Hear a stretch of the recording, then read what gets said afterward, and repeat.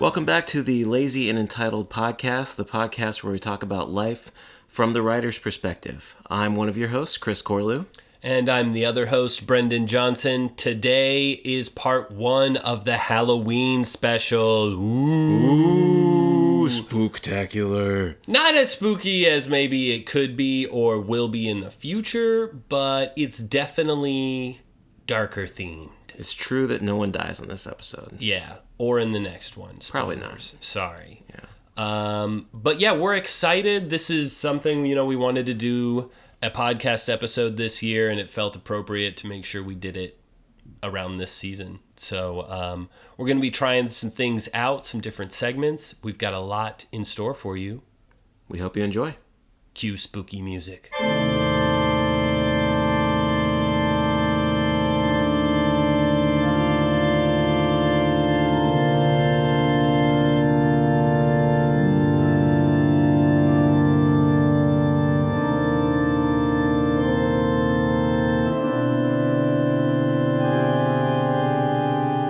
Alright, so this being our first non-Vine episode, we thought it'd be nice to do 5 horror movies. Not our favorite 5 horror movies, but 5 horror movies to get to know us. Yeah, we just really love BuzzFeed listicles, and so we thought, wouldn't it be nice to just make one of those listicles, but about us, and force you to listen to us read them. Yeah, put this on our fandom wiki when we get one.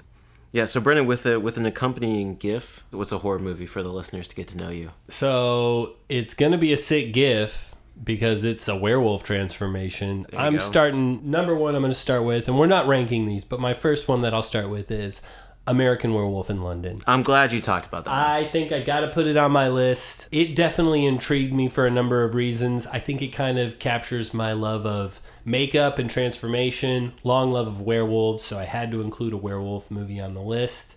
It's an all-time transformation. I think it might be the best.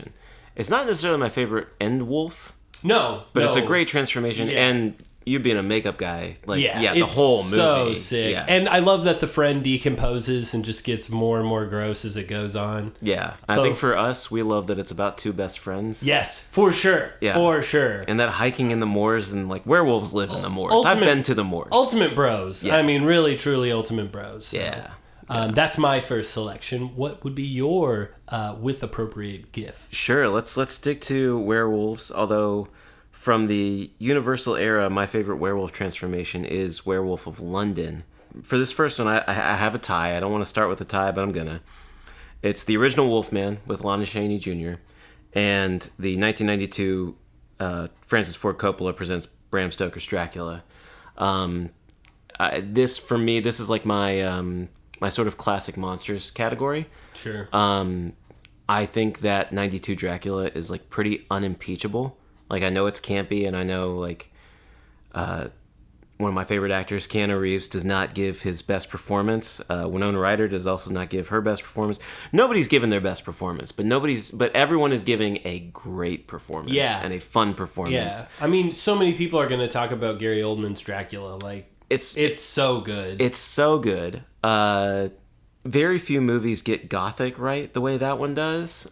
I, at first, as a big fan of the novel, the changes to making it more of a love story and including the Transylvania Ottoman kind of backstory, I didn't like the first time I saw it, but I've come around to just be it's so sick when he throws that sword through the crucifix and the church bleeds. That's awesome. Yeah. And then I've crossed oceans of time to be with you. It's an amazing line. It's great. For sure. Yeah. But I would be remiss not to say that I love Lon Chaney Jr.'s Wolfman. That Wolfman is great. I love the idea of he didn't really want anything in that movie. No, he's so tortured. He just wants out. That's all he wants is out of the curse. And it can't happen for him. And I just think that's a beautiful werewolf story. That's a great foundational werewolf story of the errant son who comes home and he doesn't want to be he doesn't even want to be a rich man. It seems like he's uncomfortable at his father's estate. He does not want to inherit this estate. He does not want to become a werewolf. He does not want to hurt I forget her name that he falls in love with, but all of that is just going to happen because sometimes life is cruel to you. To follow that up, I'm going to go with, for my second pick, Fright Night. I'm going to go with the 80s Fright Night. Which I haven't seen. It's a vampire movie. It has a lot of, like, just so many great elements, including the, like, it does the vampires have to be asked in kind of thing. Cool. It has a great kind of, I don't know what the name for this trope is, but like the knowledgeable friend kind of trope. Sure. The Randy from Scream. Yeah. His name is Evil. That's what he's called. Awesome. And awesome. He doesn't like this that. This was the time of Evil Knievel, so. He doesn't like that Charlie calls him evil. The music is super sick. Jay Giles Band writes some tunes for it, including the great song Fright Night, which is so good. And yeah, it's just a very fun movie. It kind of walks that line of like it's an adventure kind of movie with these like teenagers, and like they find the guy who hosts the vampire, or he's the vampire slayer in a bunch of like campy movies, and he's washed up, and so they get him to like help, and he's like, vampires aren't real, and then he's like, oh my god, vampires are real. And the remake is really sick. Okay. R.I.P. Anton Yelchin. Yeah. That's his name, right? Yeah, I think that's his name. Yeah. David Great Tennant's actor. in it. Fucking Colin Farrell's in it. That's a cast, man. Oh my god. It I'm gonna is have to watch such these. a good remake. I want to talk more about it. I don't want to spoil anything. So yeah, highly suggest both Fright Night and its remake. I need to see both of those. I want to give a honorable mention in this next category to both Candymans. Oh, they're so good. Yeah, so good. I recently watched the 92 one. It's 92, right? 991? Yeah, something like whatever that. it was. For the second time, which is why I didn't make this list, because I came to these movies kind of late, and I just watched the new one, the 2021 one. Yeah. For the first time very recently. So I came to these movies kind of late, but man, I'm in love. They're incredible. But I wanted Chicago movies. Chicago movies. Yo, Chicago mentioned. Chicago movies. Woo! But I wanted to bring up atmospheric horror because you were talking about 80s and stuff. This movie is not set in the 80s. It's kind of set in like another time that I think is really cool and adds to it. I want to give another honorable mention shout out to Halloween, the original 1970s Halloween, for its atmosphere horror, but for my just unsettling atmosphere and cool metaphor horror category. My movie is It Follows. Yeah. Love It Follows. Yeah, it's so good. Yeah, when it came out in 2014 and we saw it, that was what it made us want to write horror movies. Yeah, I I think we immediately walked out of there just like, oh my god. Yeah, like we in 2014 we were both like 4 years out of college. You know, we're not young, but we're not old, and we already liked horror. We definitely already liked horror. We'd already gone through big horror phases in our lives. But, like, It Follows, for me at least, and I feel like for you too, like, reignited something. Yeah, and I think, I'm glad you're talking about this so that I don't have to include it in my list. I get to choose another one. But, like, this one definitely, I think it showed a lot of people of our age, like, look at how much you can do with this genre. Yes. And I know you're specifically gesturing towards the world that's built there where like she's reading a book on a clamshell makeup compact type of thing. Like right. You're just like, what? But the house, no one's going to talk about that? Right. And the house looks 80s because there's all the wood paneling and stuff. They're always watching, they always have like TVs, like full box TVs, yes. like stuff that we grew up with and are familiar with, but like it's so hard to place what's going on. Right. I like that doesn't detract from the film. They don't spend any time talking about it. Yeah, no, there's no world, there's no like internet like world building where it's like these are the rules. Like, yeah, no, it's just this is what it is. And then the other thing I did want to bring up with that one is the metaphor. I think it's cool that it's like the Babadook is really good for this, but like I think it's an interesting thing of like the monster is an STD. Like, yeah. You know, what if the monster was this abstraction? Yeah, moving slow. The foreboding kind of feel of it is very cool. Yeah, and then that last shot where it's like, you know, without spoiling the movie, the characters who are left with the knowledge that like this is just something they're gonna have to worry about for the rest of their lives, which is a feeling I felt as soon as my wife got pregnant. I was like, all right, I'm gonna be a little bit anxious every day for the rest of my life, and that's what Parenthood is. It Follows isn't about parenthood, but you know, I love that last shot. We're getting a sequel. We are getting a sequel. Yeah. I have no idea what it's going to be, but I will see it. So, all right. Well, what should I? For my third choice, And although we're going to talk about it at some length in other ways on this podcast, I have to include Scream. Yeah. I'll try and be very brief, but like this has to be my slasher choice. Also, Scream 2 was the first, I think that was the first horror movie that like truly clicked in my brain as like, I'm scared and I like this. Yeah, Scream 2 was a big deal for me in high school, and I think for you too. Yeah, I watched it, I want to say it might have even been middle school, like shortly after it came out. Ryan Kirshner's house on Halloween. Hell yeah. It was the year in which they were doing the Ghostface mask with the blood. And I was that Ghostface for Halloween, yeah. Yeah, we watched it, and like, Chris can verify this. Into my 20s, I was terrified of going to the restroom in a movie theater during the movie. Yes, you would talk about that every time we went to the movies. Because it's so empty when the movie is playing, and you walk in, and the... yeah, that's a Scream 2 thing, obviously, but I am just going to say Scream because it's just such an important movie for me. We're going to talk more about it later, but I think because of what it is, its meta nature, the postmodern kind of vibe of it from the 90s, and the slasher whodunit, I really enjoy. So I'll just leave it there since we're going to talk more about Scream, but it's such a key part of who I am, I think so. Yes, I think we'll be talking about Scream intermittently on this podcast for the duration of this podcast run. Yeah. Scream is also, the Scream franchise in general is also my favorite slasher, but for my favorite slasher non-Scream division, I picked Alien. Yes, I love that. I love this take on Alien. I'm glad you included it in there. I love Alien. It's a working class horror. Yep. These are just like stiffs on a ship, and then the scariest slasher happens. Like the scariest slasher. From the start, from the face hugging to the chest bursting to the stalking. It is the scariest slasher. It's unmatched. There's no argument that Aliens 2 is better. I like Aliens 2. Aliens. I like Aliens. I like Alien versus Predator. Both of them. I like just about every Predator movie. I'm pretty sure I like every Alien movie. I've seen them all. I like all of them, I think. I haven't seen 3 and 4, and I've only seen Prometheus once. I haven't seen Romulus or any other ones. And yeah, I probably will watch all of them and have fun. Yeah. But Alien, the first one, is hands down. The first time I watched it was in the only film class I took in college, my senior year of college. This was 2010, and Netflix was pretty new, and they like had just got Netflix like online. Mm-hmm. And so I had that double package of like the DVD in the mail and the online streaming, and I don't remember which one I watched it on, but I know I watched Alien 3 times in one weekend. The first time I saw it. Like I watched it, it ended, I watched it again right away. I've only ever done that with Cabin in the Woods, I think. And then like a day later I like showed my friends and was like, if anyone hasn't seen Alien, we have to watch Alien. That's crazy.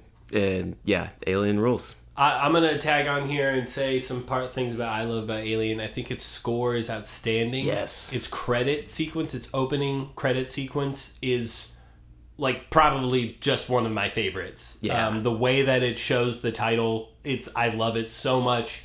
It has such a clear vision and direction. It's like, I think it makes so much sense that you would watch that in a film class because it's probably... She had a lot to say. My teacher had a lot to say about it. It's probably just like a perfectly crafted piece of art within that medium, like as far as filmmaking. And it's so good. Shout out to my teacher. I wish I could remember her name. I feel like her first name was Amy, but shout out Amy. She was the one who like brought up this idea of like working class sci-fi or like leftist sci-fi versus like conservative sci-fi. Oh, okay. In like, I know we're talking about horror, but I think this applies to horror too. Where like, yeah, the characters in Alien are like working stiffs as opposed to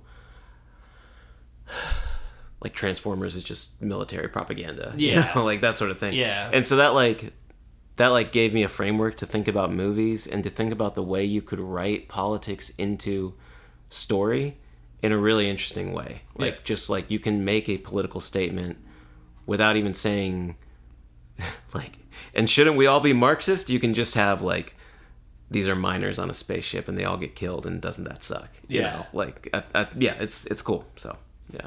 All right. What you got? Is this my last one? Fourth one? Oh, fourth one. Yeah. Oh, okay, cool. For my fourth one, a lot of mine are tied so much to like early viewing. So this one is Evil Dead. Yeah. Evil Dead I think it captures how much I love when a movie is just evil. Yeah. And I love that about Evil Dead, that it's just evil. Like, that's just kind of the point, is just it's evil. But it also doesn't take itself too seriously. It's funny. Right. It was shot in Tennessee, so it's technically a Tennessee movie to me. Hell yeah. Woo, born and raised. Born and raised. Woo! No, I wasn't born there. I wasn't born there. Neither of us were born there. But it's also, and I know I've said this about another movie, and I will say it about my next movie, I like gross stuff. And this is a gross movie. It's super gross. Evil Dead 2 is equally gross. I love the campiness.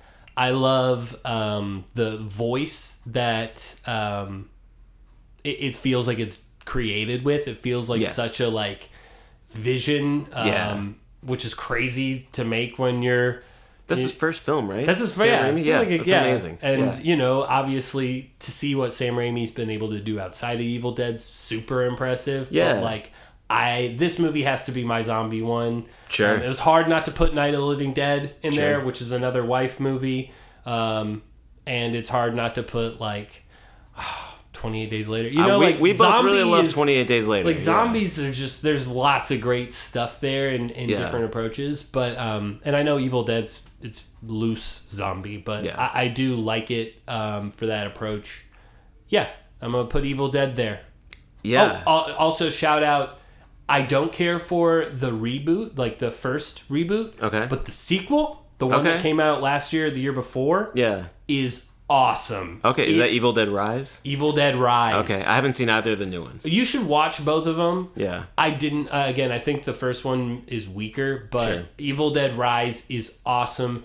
Great kitchen fight. They're not afraid to be absolutely deranged. Like, trigger warning on that movie. Like, it's cool in how intense it gets. And I like that about Evil Dead, so. Nice.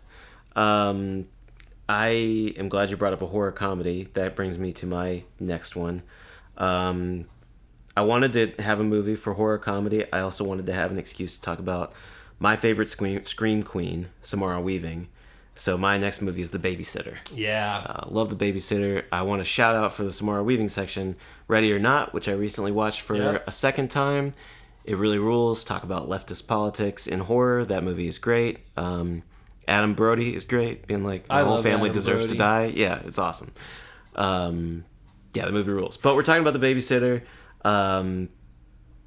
Is just like unimpeachable to me. I think it's like, it is a movie that wants to have fun, like not just be funny, but like wants to have fun. Like you get like these, the whole opening with like Cole and B just being like friends, and I like the idea of like this like bullied loner outsider kid like has this like functionally a cool older sister. Yeah, you know, and I think that the whole act one is like cool for that reason, and like really makes you like feel for Cole a lot. And then like when it switches and it's the like cult trying to kill him and stuff like that, just all of those characters are so funny to me. Yeah, like all of those characters. So I love the meathead dude who like never has a shirt on, is like he's like trying to encourage him. He's like trying to like be his like older brother and be like, go run, man, go run, come on. Yeah, so great. I love that guy.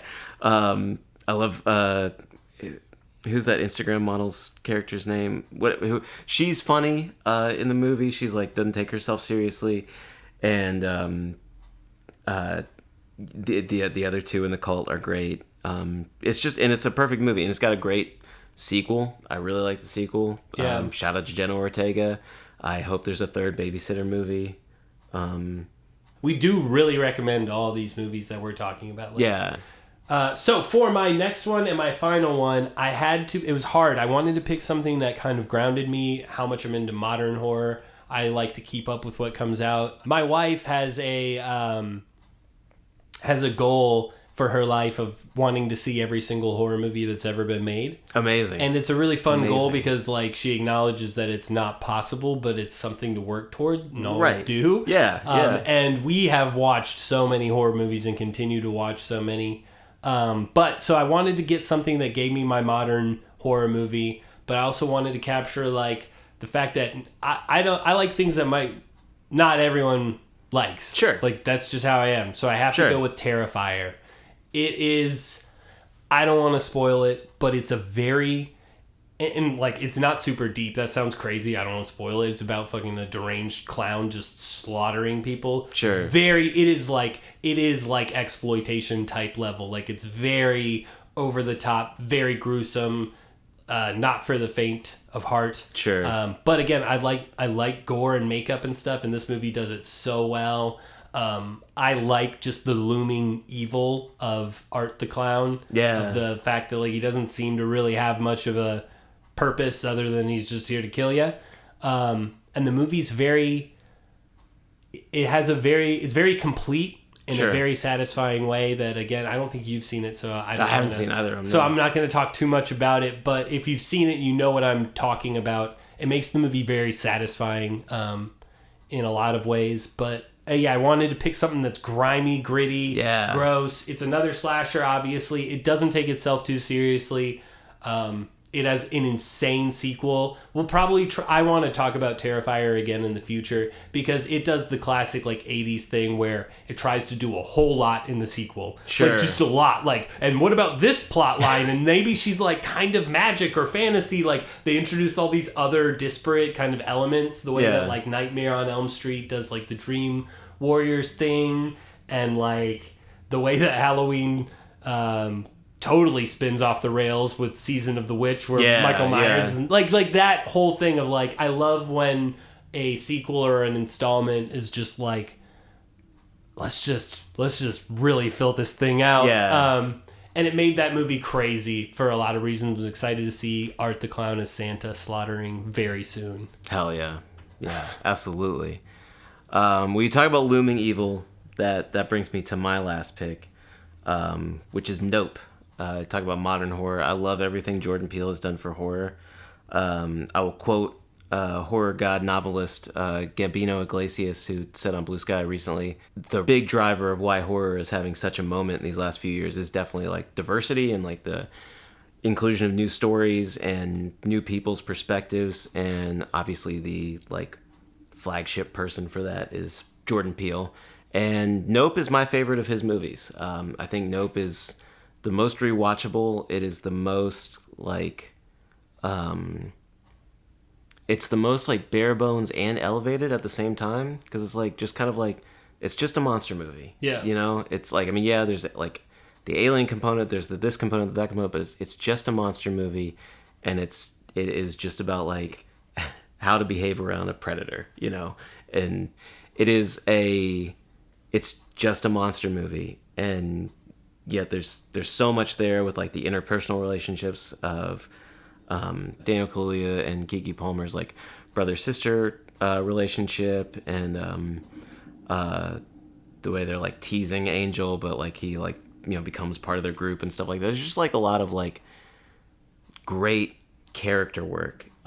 There's also, I think, maybe the, like, all-time meanest thing I've ever seen put in film, and it's when I forget his real name, Glenn from Walking Dead. Is it Stephen Young?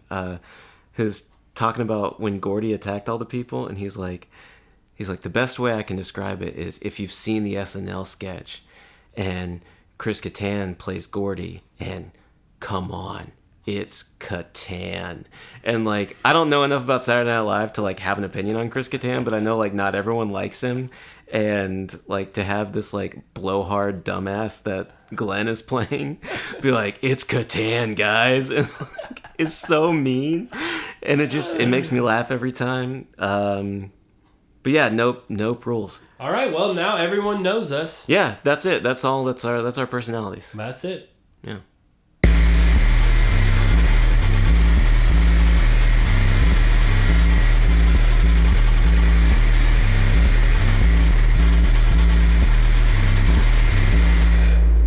All right, for this next segment, we are very excited to do an interview with our dear friend Adam Hinkle, who has actually appeared on this podcast the most, as he read for a couple stories on Vine. That's right. Adam's got the title belt right now.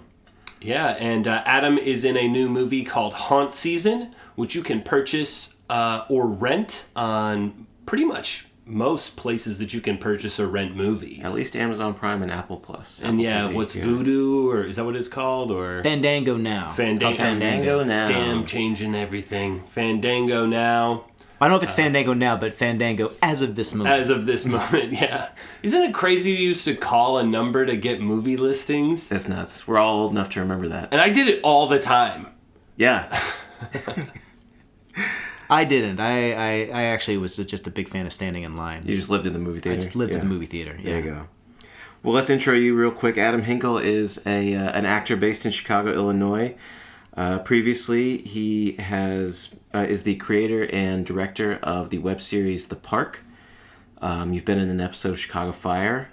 You have a couple potential upcoming credits that we're not going to jinx, but maybe watch Adam's Instagram page at ARHinkle. That's ARHINKLE. Adam, welcome to the show. Thank you for having me, guys. This is amazing. Again, you make me feel famous sitting here in the seat like this. Hey man, you made a real movie, and let's why don't you tell us about it? You've been sitting on this thing for 2 years. You filmed it way back in 2022. What's your elevator pitch for Haunt Season? Well, Haunt Season is a slasher film about a group of actors that work at a haunt, and they are all systematically picked off in the same way that they actually die in the haunted house that they all work at. Tell me you don't want to watch a slasher set in a haunted house. Yeah, Chris and I have both been lucky enough to view this film, and I love it. For so many reasons, but I genuinely love it. But I'm so psyched also to know someone in a horror movie. Yeah, it rules that one of our good friends is in it. I keep saying you made a real movie.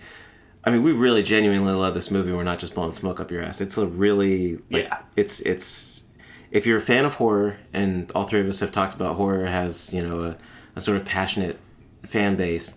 If you like things that are on the lower budget side, but like still quality, this is not trauma. This is kind of like, I keep comparing it to John Dies at the End. Like, it's a little bit like that, where it's like, yeah, you can see this is like clearly an indie movie by watching it, but like the effects are great. The dialogue, none of it's stilted or poorly written. It's well acted. You probably heard of some of the actors in here. If you watch YouTube, Craig Benzine, aka Wheezy Waiter, is in this movie. I had never heard of any other people, but he was a name I knew. Yeah, this movie rocks, man. It's so good. Yeah, I think that like I don't know. I again don't want to jinx anything, but you could find this. You should be able to find this on a streaming thing. You know what I mean? Of like, this isn't even like Sci-Fi Channel low budget. It's way better. It is of quality. Yeah. And I think one thing that I know we want to talk about is it has such an amazing set piece of like the haunted house itself, kind of attached to the bowling alley. You guys did so much with relatively little, I feel like, as far as location wise. And there's so many great costume pieces too. We're really lucky. I mean, just to be along for the ride in this movie was just one of the highlights of my career, without question. Yeah. Real quick, what's a favorite costume? Mine has to be the jack-o'-lantern. The jack-o'-lantern one was sick. Just the way it glows, and like that one looked so great.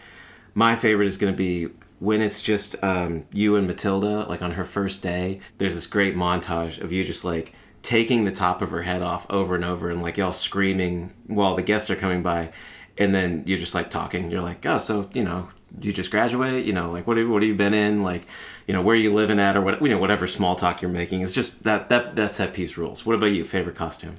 Ah, man, that's a really good one. We have a few pretty amazing ones in the film. I think my favorite, probably the pumpkin head one, is probably my favorite. I think the actor in that one definitely just made that one come to life. So yeah, I'd probably have to say that one. And I agree with you about the how bright it was. And I'll give you all a little fun fact about this. So the mask itself was not really that well illuminated at the time that they shot it.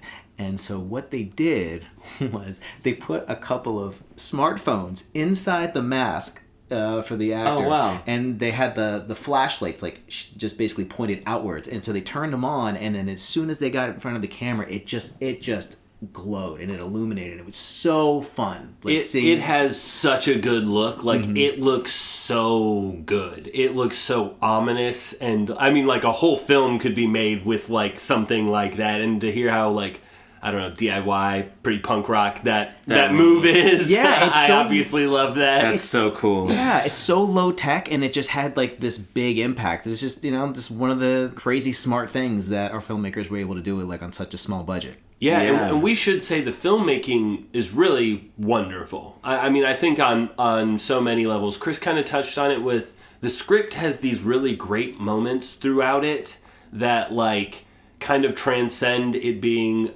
just a slasher, like kind of adds just like these... There's really great character work. Yeah, there's these great moments to just like give you time with these characters that even though they're like our hero is kind of new to this group. She's an actress who's just kind of got this gig last minute, we'll say. Yeah. And kind of getting to see her interact with the group and you being the audience getting to know them along with her. I don't know, that really works for me. I always talk about the sequence kind of later in the film where they go to the escape room as like another sort of like pause in the action of the movie temporarily. It's a lot like the movie Waiting. Yeah, it kind of has that vibe. Yeah, where like Waiting obviously only takes place over the course of like one day. It's like a shift in a party kind of thing. But that like in this movie, it takes place over the course of a few days. Yeah. But I likened it to when I used to work at the tour boat company. It just like felt like very much like everyone who works there is in this like, kind of messed up community where you're bonded by how much by how much it sucks to work for minimum wage and stuff. But there's this montage where Matilda and a bunch of the other women who work at the thing like are like just kind of having their day like after the escape room. There's where everybody goes to the party at this one dude's house because he just has a basement that he doesn't mind people using and stuff. There's really great like working class elements to this. I agree. I think there's a sense of camaraderie with all these people, and they all have like their own distinct personalities too.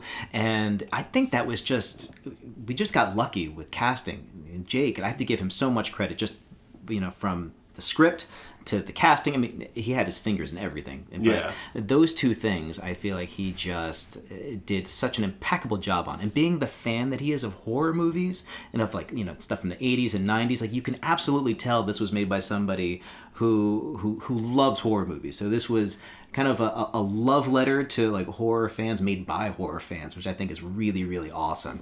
And just the feel of it, we were all on the same page. Everybody was making the same movie. Yeah. And I think that comes across because everybody is just... there's just something that's very easy breezy about the performances. Everything's very grounded.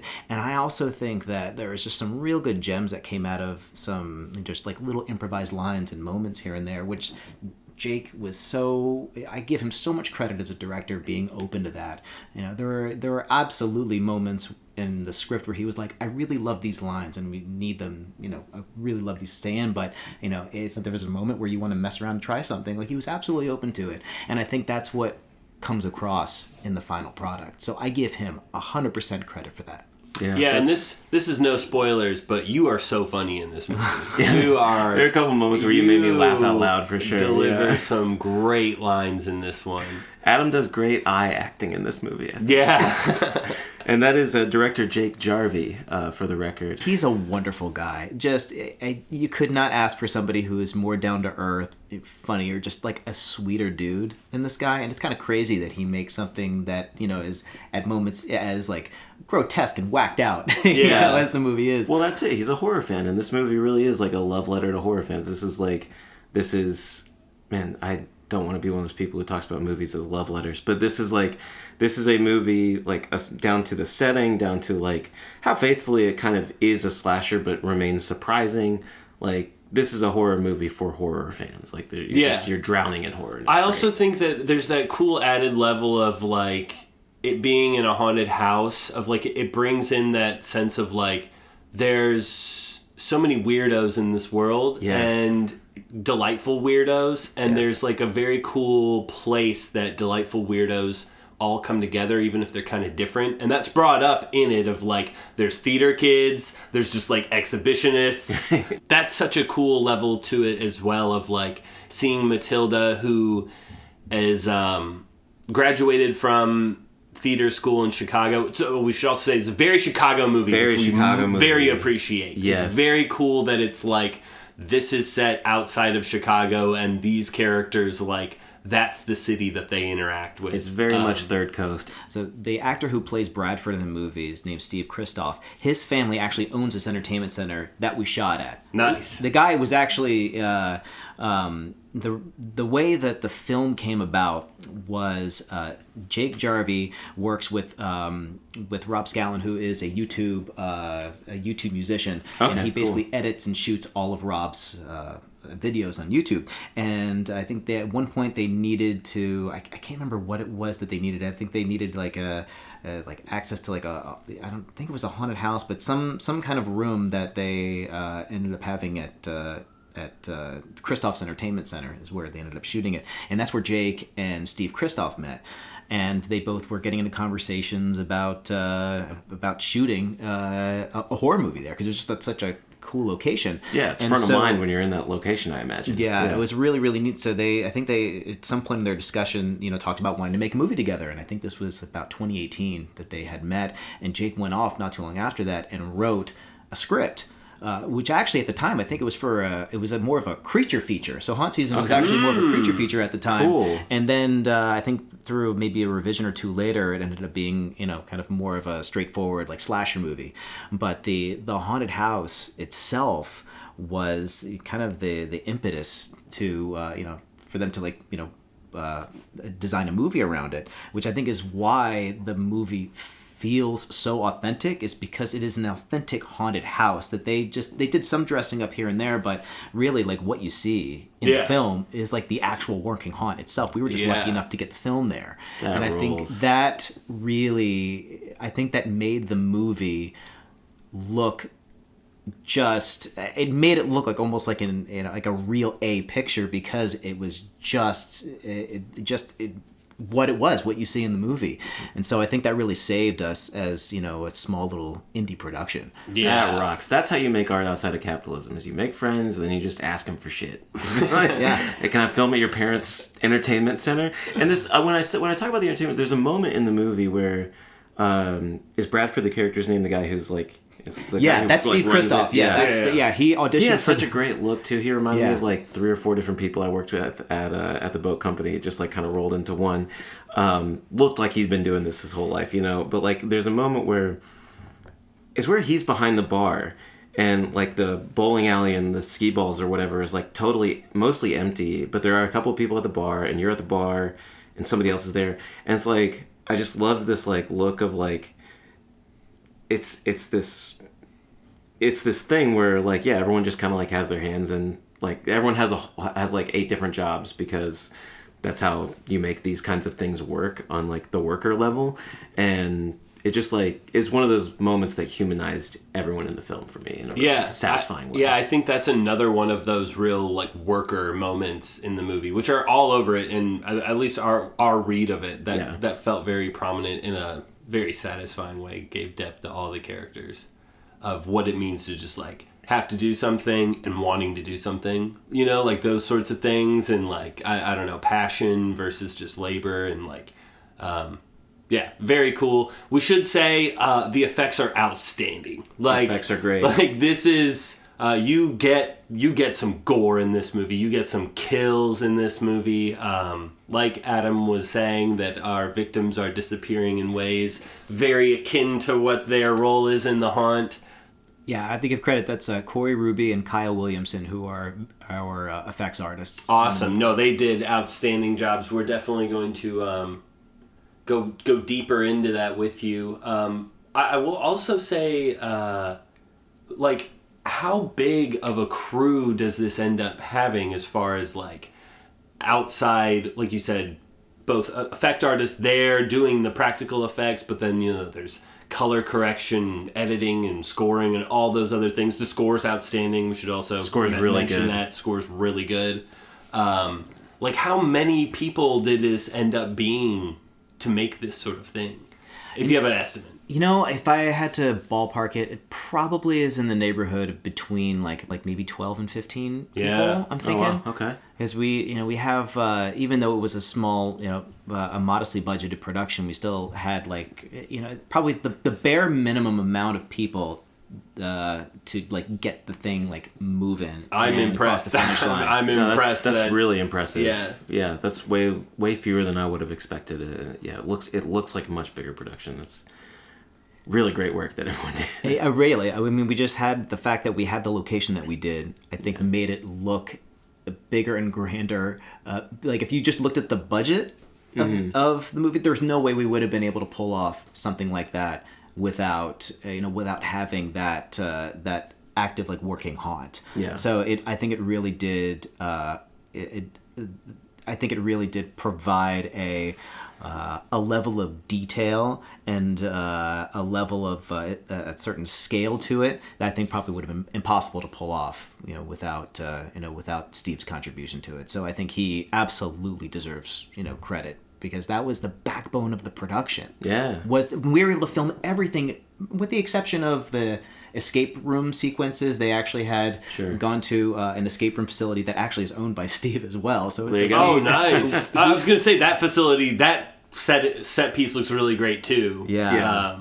60 to Escape. That's the name of the escape room too. So if anybody's ever interested and you're out here in Illinois, they have a few different locations, and it's just wonderful. But yeah, we filmed a little bit there. The vast majority of it took place at the entertainment center, and they used a lot of different areas of this entertainment center. They had an arcade, a bowling alley, the actual the bar. There was just so many parts of this one little entertainment center that they were able to work into the film. And it's just beautiful, and also beautifully shot too. Alexander Lakin, who's our director of photography, just managed to again. There's so many people that were involved in making the movie what it was, and I can't tell you how lucky I am to even have been just a peripheral part of that. Yeah. Should we do everyone's favorite effects? Mine was, at some point in the movie, for reasons, someone loses an arm, and that was sick. That was one of my favorites. I'll be vague in mine and say that when the chainsaw is involved, I was so satisfied with that sequence. Yeah. I'm with you, Brendan. I think one of my favorite effect sequences involves the chainsaw. Yeah. And I will stay mum about it, because I'm very anti-spoiler, but when you all see Haunt Season, you will know. Yeah. And you can, like we said, find Haunt Season pretty much anywhere you can rent or purchase movies. Please do it. If you do watch it, please leave a review in any and every place you can find. Yes. Because that's where pictures like this can really benefit. Because we hope this place finds a bigger home and a bigger audience in the future. And I genuinely think it should and can. Yeah, genuinely think it should and can. Would be shocked if it didn't. Yeah. And yeah, honestly, I couldn't agree with you more, Brendan. The reviews are actually the lifeblood of this film. No matter where you post it, if you post on IMDb or Rotten Tomatoes, Amazon, wherever you happen to get your movies, this is actually an important metric for our distributor too, so they can actually determine like how successful the movie is based on all of these reviews that are being posted. So it actually does have a lot of value for us and our creative team. Rank it on your Letterboxd. That's where I did it on there, and I will get a Letterboxd. I don't know if that has a standard, but I definitely know that it has a community, and that's a good place to do it. So I don't have a Letterboxd yet. I should do that. It's such a good way to keep track of what you watch. Yeah, I need that. I need that. Yeah. Well, great. Okay. Go see Haunt Season.